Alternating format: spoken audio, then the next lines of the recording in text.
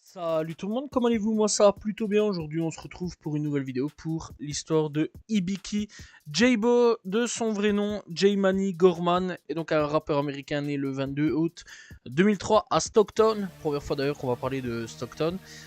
Donc voilà, et donc c'est en Californie, âgé donc de 22 ans en 2025. Il est originaire du quartier de Nightingale, j'espère que j'ai bon là-dessus, une zone marquée par la pauvreté, la violence des gangs et les défis sociaux et économiques. D'origine afro-américaine, il a grandi donc dans un environnement familial imprégné par la musique, parce que le truc c'est que voilà, quoi, il a toujours été baigné dans la musique, d'ailleurs on en parlera un petit peu après, et de drames vraiment personnels à ce niveau-là, ce qui a profondément influencé son style drill West Coast, brut et introspectif. D'ailleurs, ouais, quand je dis brut, c'est vraiment très très brut à ce niveau-là. Voilà, c'est vraiment de la drill, mais un petit peu amélioré sur pas mal de petits points. D'ailleurs, il y a des sonorités assez spéciales. Très sincèrement, je vais pas vous mentir que ouais, Stockton est un petit peu en train de changer certaines choses au niveau des sonorités drill.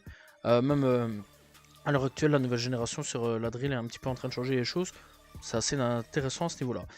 Il est donc le fils de James Rari Gorman. Rari donc qui était un rappeur local. Rari donc avec deux R. R-R-A-R-I. Voilà. Et donc un rappeur local aspirant, voilà, malheureusement assassiné en 2015. Donc voilà, et ça c'est quand même assez chaud. Donc voilà pourquoi je disais quand même qu'il était imprégné par la musique et par des drames personnels. Et donc Jaymani Gorman a été initié à la musique dès l'âge de 12 ans, donc très jeune quand même. Et son père donc l'emmenait en studio, il enregistrait ses premiers morceaux, inspirant donc sa passion pour le rap. Rari reste une figure centrale dans sa vie et son œuvre, souvent évoquée, voire très très souvent évoquée dans ses textes comme un catalyseur de sa carrière. Jaybo a grandi aux côtés de plusieurs frères et sœurs et cousins qui sont eux aussi des rappeurs tels que Ibiki BCK Due, Ibiki donc Osama, son demi-frère aîné, fondateur du gang Ibiki, malheureusement tué en 2022. Ibiki Tuti, Gleiko, Rico, Ibiki Youngjok, voilà, on retrouvera Ibiki Aribi, Ibiki Lil Mobile et Vert Baby, voilà, mais bon, Ibiki, il y a plein de monde dans Ibiki, voilà, Ibiki Pig, etc., etc. Et donc cette famille unie dans l'art et les rues de Stockton a forgé son identité artistique et gangster à ce niveau-là.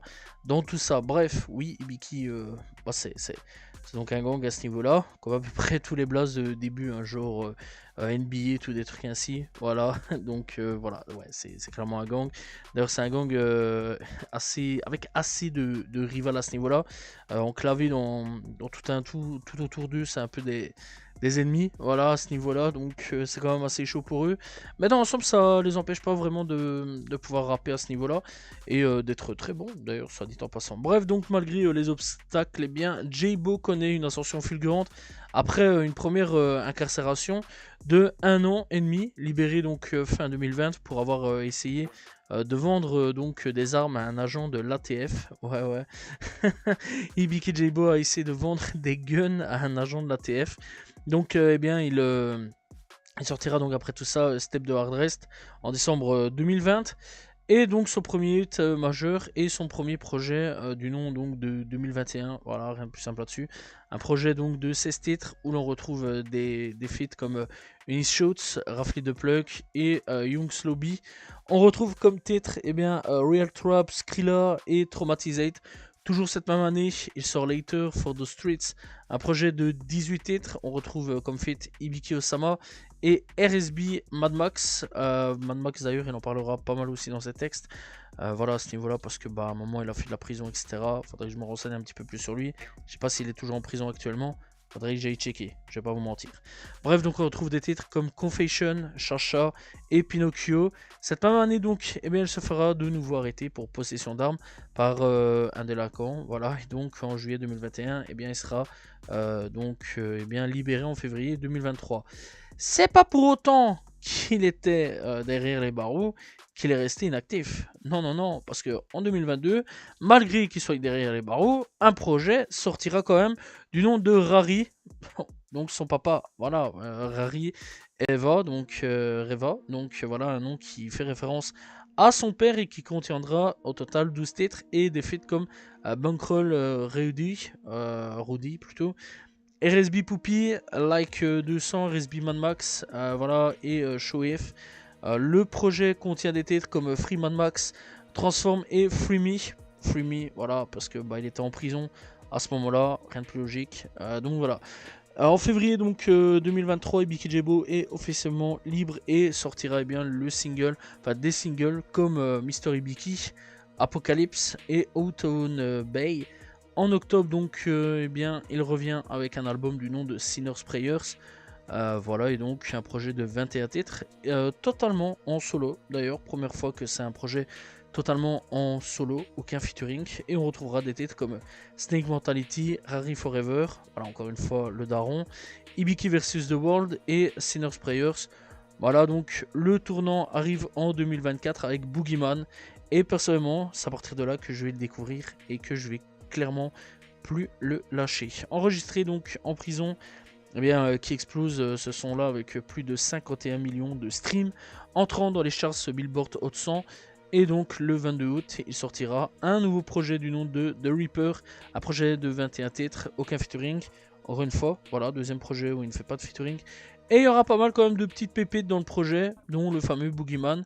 Alors, on retrouve donc des titres comme Satanic. Ouais, voilà, je sais pas pourquoi il avait enregistré un titre du nom de Satanic, mais bon, voilà, pourquoi pas. En tout cas, bon, ça a été enregistré en prison à ce niveau-là. Bad Day ou So Bad. Voilà, très bon projet. Personnellement, moi j'ai bien kiffé. Alors, je vais pas vous mentir que les premiers projets, je trouvais un peu décevant à ce niveau-là. Mais c'est à partir de ce projet-là, en 2024, que là, il va commencer à rajouter sa petite patte. Voilà, je pense que c'est un petit peu du xylophone ou un truc dans le genre au niveau de l'instru, etc. Mais il va rajouter une patte un petit peu en plus dans son instru. Et c'est ça qui va tout faire en fait, c'est parce que vraiment, ils vont rajouter un nouveau truc dans l'instru, au niveau drill, etc. Ça va vraiment être nickel à ce niveau-là. Et donc, ouais, il y aura quand même pas mal de nouveaux effets et ça va être très intéressant. D'ailleurs, le projet est assez bon. Mais on va dire que c'est d'expérimentation, c'est plus ce deuxième projet qu'on va en parler un petit peu après, en 2025, qui est vraiment bien meilleur à ce niveau-là, bien au-dessus. Mais ça, on en parlera. Bref, donc Ibiki et J-Boy commencent l'année avec une nouvelle arrestation. Voilà, de nouveau, et pour possession d'armes et drogue en janvier 2025. Il sera libéré donc en février 2025. Possession de substances contrôlées, munitions conduites sans permis et violation de probation en mars 2025. Arrêté à Stockton après un clip, libéré sous caution fin mars.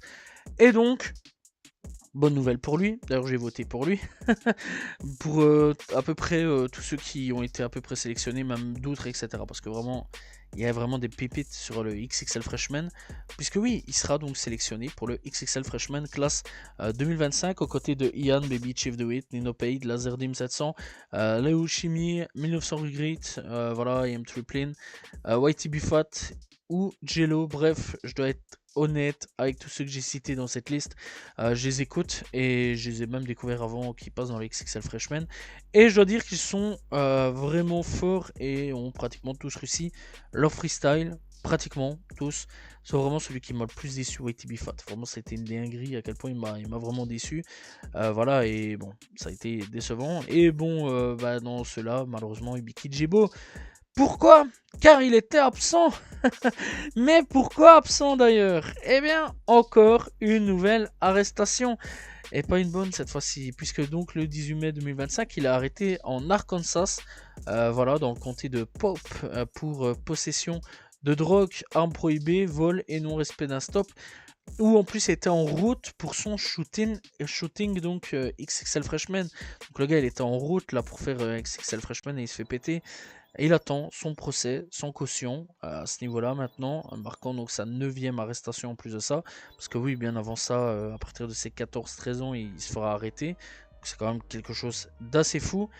Et donc, eh bien, dans tout ça, de plus, eh bien, il risque 30 ans de prison. Je déconne vraiment pas. Là, on risque clairement de perdre l'un des meilleurs talents de cette nouvelle génération. Et je déconne vraiment pas quand je dis que c'est vraiment, vraiment l'un des gars les plus forts de cette génération. Réellement, c'est un monstre derrière le micro. Vraiment, le gars, il est vraiment très très fort. Bref, donc il m'arrive quand même depuis... Enfin, il arrivera quand même depuis la prison à sortir un freestyle pour le XXL Freshman à ce niveau-là, de 2025. Et en plus, donc, un nouvel album sortira, qui je trouve est clairement le meilleur sorti à ce jour, du nom de Don't Trust Me. Le projet contient 21 titres, des featuring avec Ibiki Peak, Ibiki Leibo et Vonov 1700. J'ai déjà parlé de lui, Vonov, très très bon artiste, dit en passant aussi. Le projet contient des titres comme Suicidal, Million Dollar Tugging plutôt. On retrouvera Tribe Key et Jetback Gang. En plus, l'album, logiquement, si Ibiki, en plus de l'album, donc logiquement, si Ibiki Jaybo donc sera actuellement dehors, et bien elle serait en pleine tournée de la première partie du concert de NBA Youngboy, parce que vraiment c'est ce qui était prévu à la base. Donc vraiment le gars, il était vraiment né pour être un peu quelque part une nouvelle superstar, puisque franchement, quand on voit le succès qu'a eu NBA Youngboy sur sa tournée, mais imaginez le gars à quel point il aurait rempli les salles, mais les gens auraient connu Ibiki Jaybo là directement, mais il se serait fait une popularité, mais de trucs de malade quoi. Vraiment, ça aurait été un truc de fou à ce niveau là. Bref, que dire de plus sur Ibiki Jaybo? Eh bien, c'est un gars qui a un talent de fou. Sérieusement, si vous ne connaissez pas vraiment, alors là vraiment, foncez écouter le gars. Et il a vraiment du talent de fou. Un talent gâché malheureusement par de multiples arrestations à ce niveau-là. Vraiment un talent que j'adore d'ailleurs, savoir qu'il risque quand même 30 ans. Ouais, clairement ça me fait chier à ce niveau-là pour lui. Car pour moi, c'est un gars qui fait partie de l'avenir un peu du rap à ce niveau-là. En plus, il a clairement mis sa ville sur la carte à ce niveau-là pour voir ce qu'il se passe niveau rap, lui comme le restant des Ibiki. Parce que moi, j'écoute à peu près toute la bande, pas tout, parce que bon, faut que je découvre encore les gars, etc. Mais bon, je creuse petit à petit à ce niveau-là. Je dois dire quand même qu'il y a des gars très très talentueux qui méritent clairement de percer à Stockton. Voilà, et j'espère que dans le futur, Ibiki Jaybo sortira de prison et reviendra encore plus fort. À ce niveau-là, d'ailleurs, pour lui, eh bien, il aimerait bien... il a dit en gros que la musique, pour lui, eh bien, c'était un peu une échappatoire à la rue, et il aimerait bien sortir de la rue. Donc voilà, peut-être qu'il va nous faire à ce niveau-là une Gucci Mane, se remettre en question, sortir et peut-être ne plus faire le con à ce niveau-là, parce que bon, 30 ans de prison qui risque, qui lui pend au nez à ce niveau-là, c'est quand même plutôt chaud. Donc voilà, j'espère vraiment qu'il va s'en sortir et qu'il va arrêter les conneries, ça serait quand même plutôt bien. Voilà, c'est la fin donc de cette vidéo sur Ibiki Jaybo. J'espère que vous l'avez apprécié. N'hésitez pas à vous abonner, liker, commenter, partager. On se retrouve demain pour une nouvelle vidéo, très prochainement pour une nouvelle histoire. Salut tout le monde, ciao ciao.